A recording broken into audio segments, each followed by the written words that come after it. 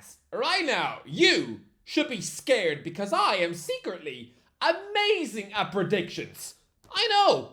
Who knew? How? Just how? Lads, Newcastle beating Leicester 3-0 on Monday was my fifth correctly predicted result of the Premier League weekend. Half of the results turned out exactly as I said they would. Like, what? This is so insane. So today, I'm going to take a look back at the video I made in August when I predicted which summer transfer for every Premier League club would flop. And let's see. Oh, let's just see whether I was right or I was wrong. Right, let's go. Arsenal, Riccardo Calafiori. But I just think this is the perfect example of big clubs falling into the trap of buying players based off a quality international tournament. There are so many defensive options, and I reckon Calafiori, he's going to take months to adjust to the Premier League. By Christmas, he's going to be regularly knocked off the ball with such ease. You'd think you were looking at the Harry Potter bookworm, reluctantly trying to run in PE. I think he's going to have a horror season. Look, I'm not sure why I had such a huge vendetta on Riccardo Calafiori. I really was not having him, thinking he would be some expensive defensive pudding. Honestly, when he cracked in that glorious strike at the Etihad on his first Premier League start back in September. Oh, this prediction looked like it was going to age worse than the CGI in any Star Wars film. But,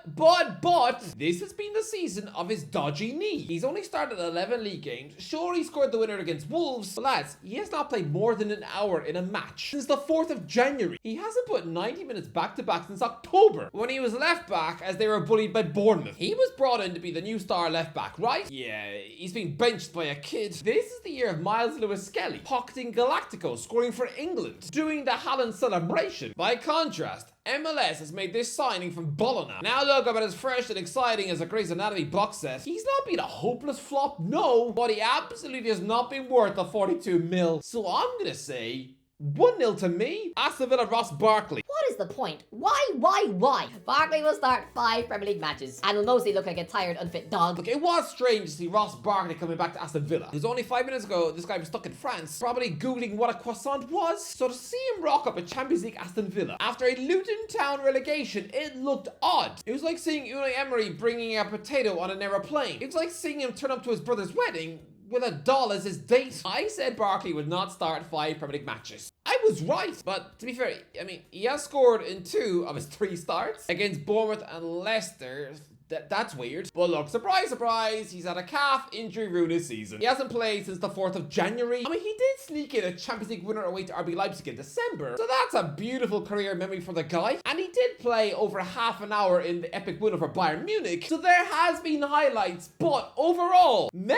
Yeah, 2-0 to me. Bournemouth, Dean Hudson. Look, Bournemouth fans have been getting excited over the signature of a Spanish wonder child this summer. But I just think in his debut season in English football, when he's got less than 50 career senior appearances to his name, I think he might struggle. Oh dear, this is awful.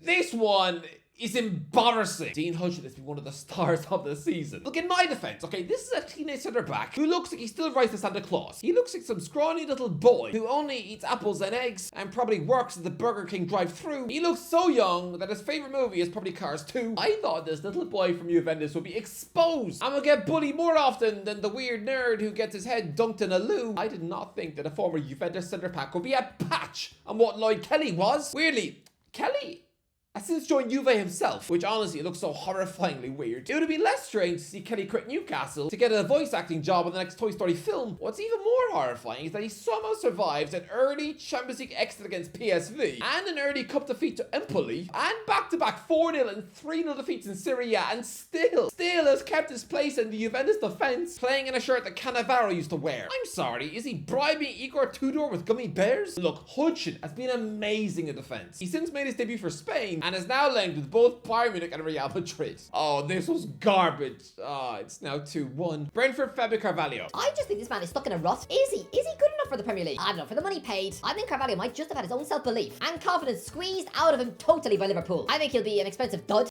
I think I'm right about this one. Fabio Carvalho is one of the most expensive buys in Brentford history, splurging nearly £30 million to bring him from Liverpool. And, well, he hasn't really fit in. He's only started 3 Premier League matches, none since December. He's had injuries, but even when fit, Thomas Frank has not been interested in chucking him in as a number 10 because Mikkel Damsgaard has been so effortlessly brilliant. So Carvalho, he hasn't been needed at all. I wouldn't be surprised to see him sold. So, I'm right. 3-1, 3-1, 3-1, get in! Brighton, Matt Wiefer. Just like how a big name European midfielder Mama Dahoud was an anonymous milk muffin at the Seagulls last year, then similarly I think Weaver will struggle to settle, won't even get in the team. I sort of knew that Matt Wiefer was not going to be complete brilliance, because he was Arne Slot's defensive midfielder at Feyenoord last summer, and, well, he was available for less than 30 mil, and he still couldn't be bothered to bring him to Anfield. Even Brendan Rodgers took Joanna from Swansea. It's only polite. Look, Wiever rocks up at Brighton, and I am right. He can't get in the team. He's only started 3 matches, and I'm going to say it. He produced the blunder of the season. Back in October, Brighton are 2-1 up at home to Wolves. In the final minute, Wiever picks the ball up, and it's suddenly 4-on-1. And that one is Tommy Doyle, someone who's not even a defender. Wiever unforgivably passes it to Doyle. 10 seconds later, the ball is at the back of the Brighton net, 2-2. Even his own manager was saying in public he should be disappointed with himself. Not even his own club manager was criticizing him in the press. Oh no. Last month, this was him on international duty. Ronald Koeman says Matt Wiever to blame for late Spain goal. This bloke must hate football. 6 of his last 8 Premier League appearances have been less than 7-minute cameos. Yuck.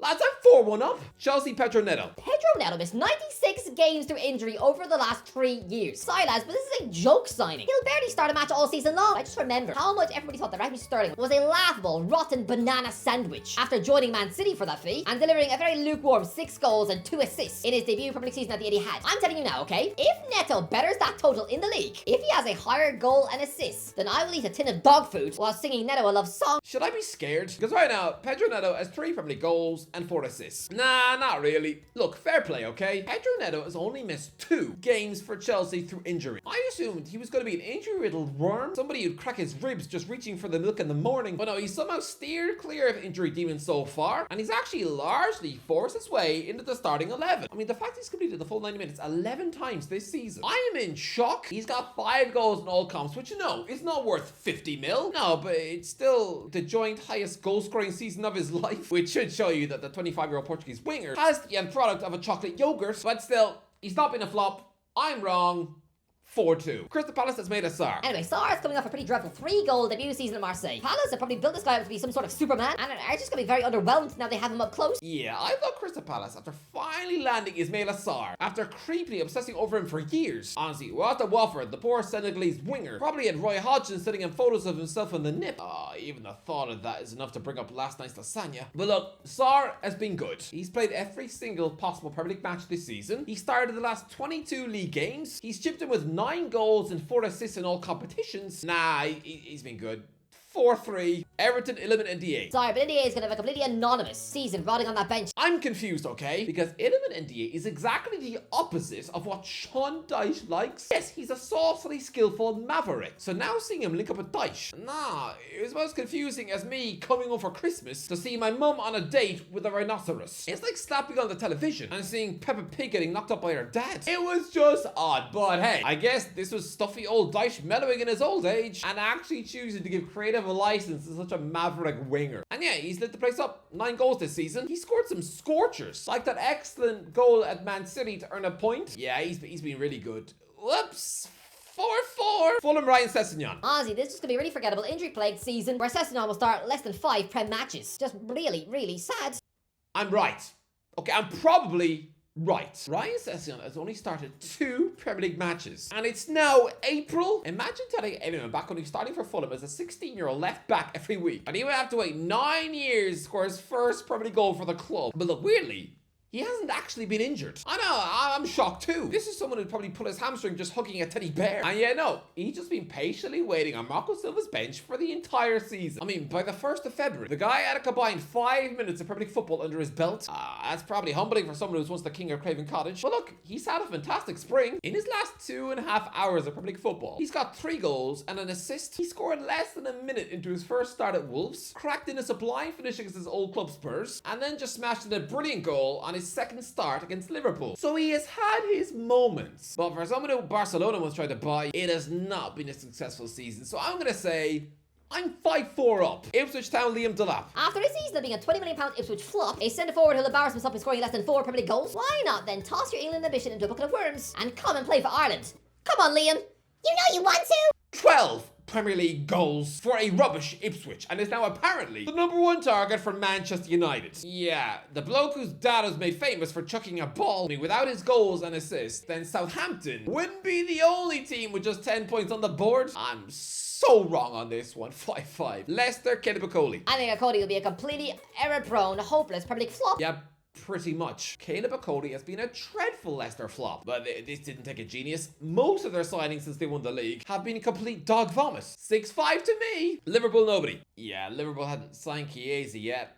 But even him, has he been a flop? He's barely played, hasn't he? Although he did score the cup final. That man loves Wembley, but yeah, no, he hasn't really been given a chance, which is mad for someone who 3 years ago had a £100 million price tag. Man City, Claudio Calafiori. I don't know. When he returns to the Etihad in February, I think he's going to get the game time of a Scott Sinclair. I really don't think Pep's going to trust him yet.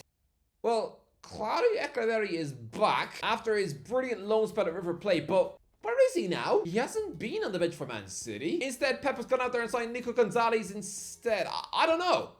I don't know where he is. So I'm not even gonna grade this one because I don't know. Where is he? Banging that at Mathijs De Ligt. But I just think Mathijs De Ligt thinks of the same unimaginative, unoriginal, typical sort of big name, high profile monster name they've continued to sign whilst they're on the decline. But I do think this is too good to be true. And there's a reason Bayern were happy to sell him for just £40 million. I think he's going to be a centre-back version of Radamel Falcao. Look, I was looking at Mathijs De Ligt and how he joins European super giants to make them worse. He joined ultimate winning machines like Juventus and Bayern Munich and kind of contributed to them suddenly falling off. He joined Juventus when they were about to win their 9th Serie A in a row. He then helps them finish an unthinkable 4th twice in a row. Similarly, he then joins an utterly dominant Bayern Munich and leaves them finishing behind Stuttgart in 3rd. Just absolutely crazy stuff. And now, in his debut season at the great Manchester United, they're going to finish bottom half for the first time since 1990. 9 years before this bloke was even born. I don't care what you say. For a generational talent, a golden boy winner, somebody who's supposed to be the best centre-back in the world by now, no, he joins these mega giants and helps them rot. Look, on the pitch, he's been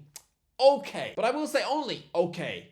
I'm sorry, he earns nearly £200,000 a week and has already lost 12 games of football. Has he been a flop? Again, he's been okay. Like how Varane was okay. But you don't pay someone Virgil van Dijk money to be okay. Honestly, I said he joins big clubs and makes them dramatically worse. Look at the table, lads. I'm right, 7-5. Newcastle, William Masula. This is very much an Eddie Howe signing because he is built like a mini Solanke, who Howe signed at a similar age for Bournemouth. Yeah, Solanke then had to wait 29 Premier League matches before he scored his first Cherries goal. I reckon it'll be a similar wait for Osula.